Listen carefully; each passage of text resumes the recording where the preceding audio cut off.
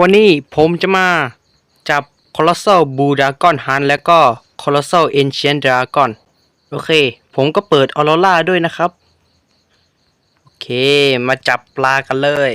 เหยื่อที่ผมใช้ก็จะเป็น Super Flag ยังไม่ได้นะครับ Colossal เกิดทั้ง2ตัวเลยนะครับ ผมก็จะใช้เบ็ด Fabulous บวก Enchant ตามนี้เลย Enchant ที่ผมได้ใช้ก็จะเป็นแบบ Enchant Red เฮ้ยกินเบ็ดแล้วติดกายพันธุ์ไหมเฮ้ยติดกายพันธุ์ด้วยจะไหวไหมพี่ฟันแทงปลาหน่อยเจาะปลาหน่อยเฮ้ยมีสกิลด้วยเนี่ยสกิลของ Colossal Blue Dragon ไหวแน่นอนแทงปลาโอเคผมติดกลายพันธุ์ด้วยนะครับตอนนี้เราสามารถดูราคาปลาได้ด้วยโดยที่เราไม่ต้องไปที่เกาะมูสตูดให้กดค้างตรงนี้นะครับทุกคนก็จะเห็นราคาแล้วก็น้ำหนักด้วยตัวนี้ราคาแค่127,000ราคาแค่นี้ติดกายพันธุ์เฟเบอรัสโอเคเดี๋ยวผมจะมาจับคอลอสเซลกันนะครับคอลอสเซลตัวต่อไปก็คือ Colossal Ancient Dragon Hunt โอเคมาจับกันเลยผมก็จะดำน้ำตรงนี้ไปก่อนนะโอเคอยู่ด้านหน้าเราเลยนะครับตรงนี้มาเฮ้ยรอบแรก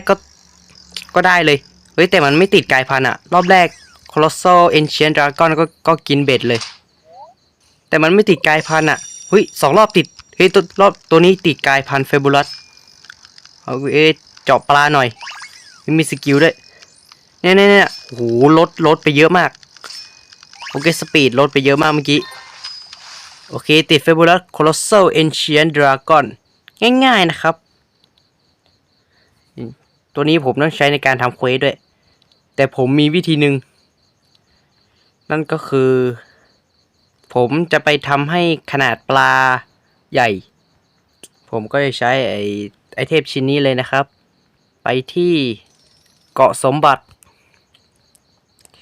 เนี่ยแถวแรกเนี่ย